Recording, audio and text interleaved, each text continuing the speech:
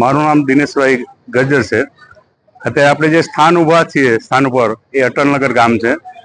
અટલનગર ગામમાં રણછોડભાઈના દીકરી દીપાલીના લગ્ન પ્રસંગે એક પરિવાર દ્વારા એવું નક્કી કરવામાં આવ્યું કે ધીમે ધીમે સમાજ જીવનમાંથી જે ગાયનું મહત્વ ઘટતું જાય છે એ પુનર્જીવિત થાય અને આપણી પોતાની ગાયના ગોબરથી જ પોતાની દીકરીનો જ માંડવો સુશોભિત થાય એ હેતુથી રણછોડભાઈના વિચાર આવ્યો અને પૂર્વ કચ્છ જિલ્લાની ગૌ સેવા ગતિવિધિ દ્વારા આ વિષયને સમાજ સુધી લઈ જવા માટે એક માધ્યમ મળે એ માટે અમે આખી ટીમે પૂરી રાતભર મહેનત કરી. અટલનગરની જે શાખા ટોળી છે એમને પૂરી મહેનત કરી અને આ મંડપને સુશોભિત કર્યો છે. મારું નામ હરિભાઈ ગોપાલભાઈ આહિર છે, અટલનગર, તાલુકો ભુજ, કચ્છ, ગુજરાત.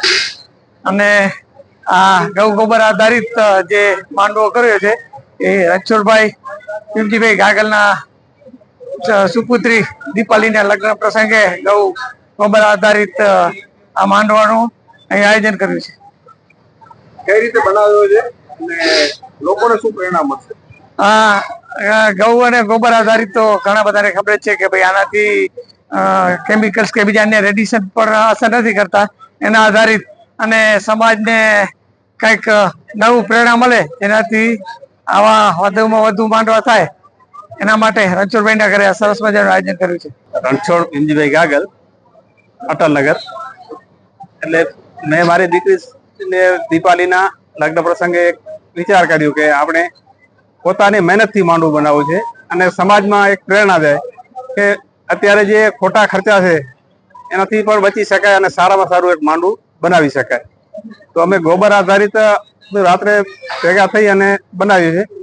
5 થી 6 કલાકની અંદર માંડવું તૈયાર કર્યું છે. એટલે શું અત્યારે આ બધું બદલી રહ્યું છે ટ્રેન્ડ, તો એક ગામડામાં પ્રયોગ શું મેસેજ જશે લોકો?